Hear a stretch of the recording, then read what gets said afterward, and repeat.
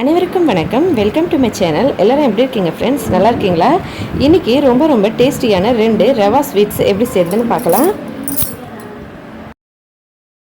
அதுக்கு முன்னாடி எங்களோட இந்த சேனல் நீங்கள் இது வரைக்கும் சப்ஸ்கிரைப் பண்ணலாம், மறக்காமல் சப்ஸ்கிரைப் பண்ணிக்கோங்க. அதோட பக்கத்தில் இருக்க பெல் பட்டனை ப்ரெஸ் பண்ணி ஆல் அப்படின்னு செலக்ட் பண்ணிக்கோங்க. இதனால நாங்கள் எப்போ வீடியோஸ் அப்லோட் பண்ணாலும் உடனே உங்களுக்கு ஒரு நோட்டிஃபிகேஷன் வந்துடும். எங்களோட எல்லா வீடியோஸும் நீங்கள் மிஸ் பண்ணாமல் பார்க்கலாம். இன்றைக்கி நார்த் இந்தியன் ஸ்டைலில் ரொம்ப ஈஸியான 2 ஸ்வீட் ரெசிபி தான் செய்ய போகிறோம்.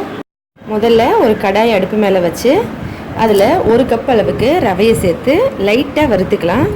ரொம்ப அதிகமாக வறுக்க வேண்டாங்க, சும்மா வாசனை வர மாதிரி லைட்டாக வறுத்து எடுத்துக்கலாம். இது ரெண்டுமே நார்த் இந்தியன் ஸ்டைல்ஸில் ஸ்வீட் ரெசிபி. இது ரெண்டுமே வேறு வேறு டிஃப்ரென்ஸில் நிறைய ஸ்டைல்ஸில் செய்வாங்க. அதில் ஒரு டிசைன் தான் இன்றைக்கி பார்க்க போகிறோம். இதுக்கு முதல்ல ரவையை இந்த மாதிரி லைட்டாக வறுத்து நம்ம எடுத்துக்கலாம். ரவையை எடுத்துக்கலாம். இப்போ அதே கடாயில் 1 கப் அளவுக்கு சர்க்கரை சேர்த்து அதோட 1 கப் அளவுக்கு தண்ணி சேர்த்துக்கலாம். நம்ம எந்த கப்பில் ரவை எடுத்தோமோ அதே கப்பில் தான் சர்க்கரை தண்ணி எல்லாமே சேம் அளவு தான் நம்ம எடுத்துருக்கோம். அதனால் நீங்கள் கிளாஸு கப்பு எது வேணால் யூஸ் பண்ணிக்கலாம். இப்போ தண்ணியை சேர்த்துட்டு நல்லா மிக்ஸ் பண்ணிக்கலாம். அளவு நமக்கு எல்லாமே ஒரே மாதிரி தான், அதனால் நீங்கள் எப்படி வேணாலும் எடுத்துக்கலாம். தேவையான அளவுக்கு உங்களுக்கு எந்த அளவுக்கு வேணுமோ அந்த அளவுக்கு நீங்கள் எடுத்து செய்யலாம். இதை நல்லா மிக்ஸ் பண்ணலாம். சர்க்கரை கரையட்டும். இப்போ பாருங்கள், சர்க்கரை நல்லா கரைஞ்சிருச்சு. இதில் கொஞ்சமாக ஏலக்காய் சேர்த்துடலாம், கொஞ்சம் வாசனைக்காக. இதை இந்த மாதிரி மிக்ஸ் பண்ணிக்கலாம். இது லைட்டாக நமக்கு திக்கான மாதிரி இருக்கும், ஏன்னா நம்ம தண்ணியை ஈக்குவல் குவான்டிட்டியில் வச்சுருக்கோம். பாருங்கள், இப்போ இதோட ரவையை சேர்த்துடலாம். சேர்த்துட்டு இதை நல்லா மிக்ஸ் பண்ணிக்கலாம். நம்ம எப்போவும் குலாப் ஜாமுன் அந்த மாதிரி ஏதாவது பொருளுக்கு சர்க்கரை பாகு எப்படி செய்வோமோ அந்த மாதிரி கொஞ்சம் திக்கான கன்சிஸ்டன்சியில் இருந்தால் போதும். ரொம்ப அதிகமாக நம்ம எதுவும் பாகு எடுக்கணும் இல்லை கன்சிஸ்டன்சி பார்க்கணுன்னு இல்லை. இந்த மாதிரி இது எல்லாத்தையும் சேர்த்து நல்லா மிக்ஸ் பண்ணலாம். மிக்ஸ் பண்ணி ஒரு 2 நிமிஷம் மீடியமான ஃப்ளேமில் வச்சு இதை வேக வச்சுக்கலாம். பாருங்கள், ரொம்பவே ஸ்லோவான மீடியம் ஃப்ளேமில் வச்சு வேக வைக்கலாம். நமக்கு அந்த ஏலக்காயோட வாசனையில் இது நல்லா டிஃப்ரெண்ட்டான டேஸ்ட்டில் இருக்கும். ஒரு பர்ஃபி மாதிரி இது வரும். ரொம்பவே ஒரு டேஸ்டியான ஈஸியான ஸ்வீட்டு.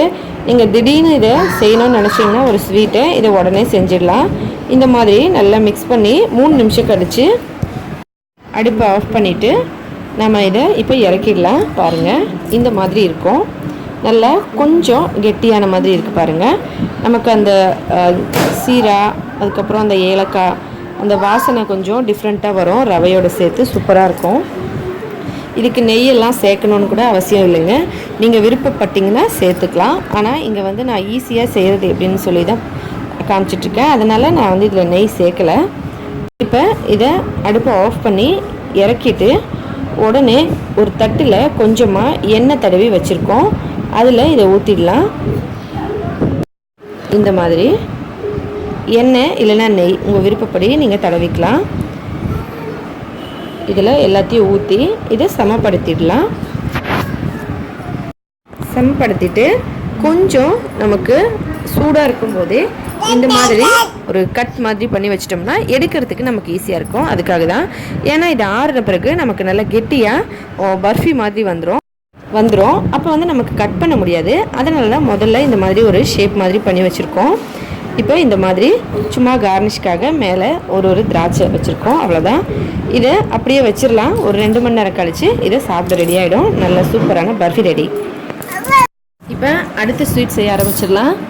அதுக்கு ஒரு பேனில் தேங்காய் துருவல் 1 கப் சேர்த்துக்கலாம். இதை லைட்டாக வறுத்துக்கலாம். இது நம்ம பூரணம் செய்கிறதுக்காக. உங்களுக்கு வேணும்னா நீங்கள் நிறைய ட்ரை ஃப்ரூட்ஸும் இதில் ஆட் பண்ணிக்கலாம். தேங்காய் லைட்டாக வாசனை வந்த உடனே அதில் வெல்லம் 1 கப் சேர்த்துக்கலாம். இதையும் சேர்த்து நல்லா மிக்ஸ் பண்ணிக்கலாம். நம்ம எப்போவும் பூரணம் செய்கிற மாதிரி தான் இந்த பூரணமுங்க. உங்கள் விருப்பப்படி நீங்கள் செஞ்சுக்கலாம்.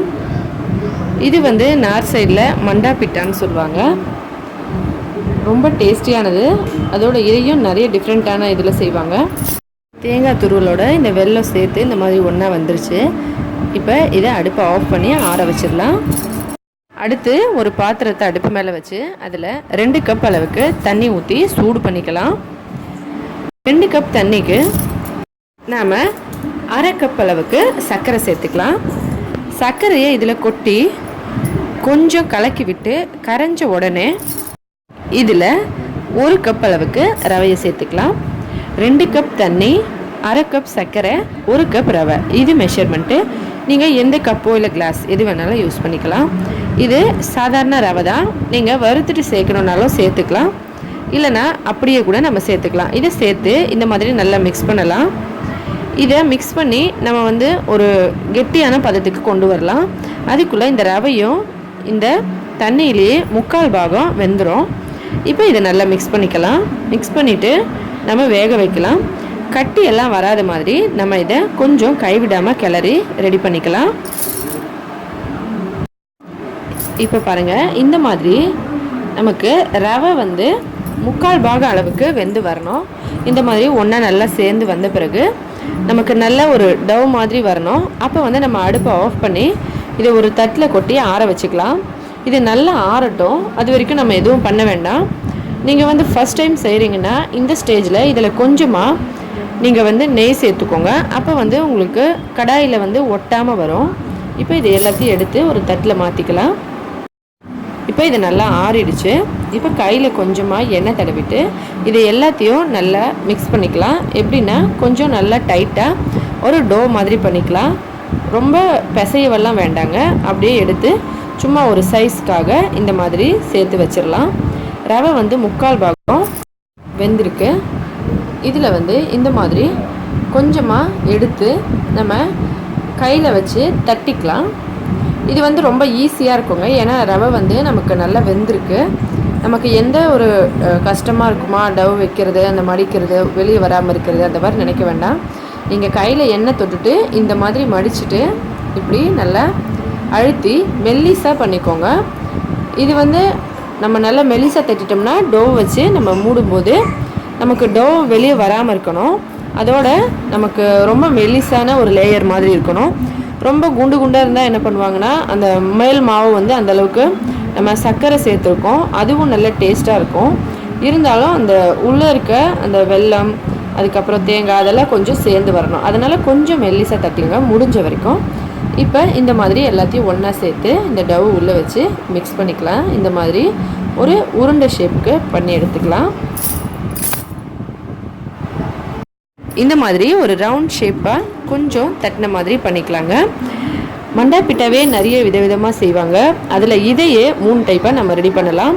ஃபஸ்ட்டு கொஞ்சமாக எண்ணெய் ஊற்றி நம்ம ஃப்ரை பண்ணி எடுக்கிறது, 2வது டீப் ஃப்ரை, இன்னொன்று இட்லி பாத்திரத்தில் வச்சு வேக வைக்கிறது. இப்போ நாம் முதல்ல எல்லாத்தையும் இந்த மாதிரி செஞ்சு வச்சுக்கலாம். இதில் எனக்கு 15 வந்திருக்குங்க. இந்த மாதிரி நான் ஒரு பேனில் கொஞ்சமாக எண்ணெய் ஊற்றி அதில் இதை வச்சு ஃப்ரை பண்ணி எடுக்க போகிறோம். அவ்வளோதான். இன்னொன்று டீப் ஃப்ரை, அதில் நிறைய எண்ணெய் ஊற்றி அப்படியே போட்டு பொரிச்சு எடுக்கிறது. இன்னொன்று இட்லி பாத்திரத்தில் நார்மலாக நம்ம கொழுக்கட்டை வேக வைக்கிற மாதிரி சேம் ப்ராசஸில் வேக வைக்கிறது. நான் இன்றைக்கி ஃபஸ்ட் மெத்தட் யூஸ் பண்ணுறேங்க. இந்த மாதிரி எல்லாத்தையும் எண்ணெய் கொஞ்சம் ஊற்றிட்டு அதில் இப்படி வச்சு வேக வச்சு எடுக்கலாம்.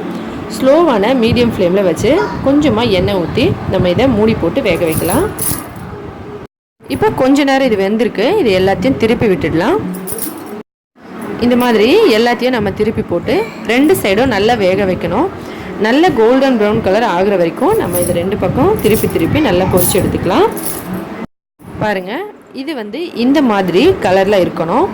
நம்ம டீப் ஃப்ரை பண்ணும்போது கோல்டன் ப்ரௌன் கலரில் வரணும். இது கொஞ்சம் டார்க்காக இருக்கணும். ஏன்னா இதில் நம்ம எண்ணெய் அதிகமாக சேர்க்கலை. அதனால் நல்ல இந்த மாதிரி கலரில் வர வரைக்கும் நம்ம இது எல்லாத்தையும் வேக வச்சு எடுத்துக்கலாம். அடுத்து இந்த மாதிரி எல்லாத்தையும் அதில் வச்சு நல்லா ஃப்ரை பண்ணி எடுத்துருக்கோம். பாருங்கள், இந்த மாதிரி நம்ம வச்சுட்டு கொஞ்ச நேரம் அப்படியே ஸ்லோவாக வச்சிட்டோம்னா அது நல்லா ரெடி ஆகிடும். எல்லாத்தையும் எடுத்துடலாம். பாருங்கள், பார்க்குறதுக்கே நல்லா சூப்பராக இருக்குது. உங்கள் விருப்பப்படி நீங்கள் டீப் ஃப்ரை இல்லைனா அப்படியே வேக வைக்கிறது இல்லைனா இந்த மாதிரி எப்படி வேணால் செய்யலாம். கண்டிப்பாக ட்ரை பண்ணி பார்த்துட்டு எப்படி இருந்ததுன்னு சொல்லுங்கள்.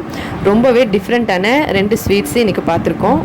ஸ்வீட்ஸ் பிடிச்சவங்க கண்டிப்பாக ட்ரை பண்ணி பாருங்கள். இந்த வீடியோ உங்களுக்கு பிடிச்சிருந்தால் லைக் பண்ணுங்கள், ஷேர் பண்ணுங்கள், மறக்காமல் சப்ஸ்கிரைப் பண்ணிக்கோங்க. நன்றி, வணக்கம்.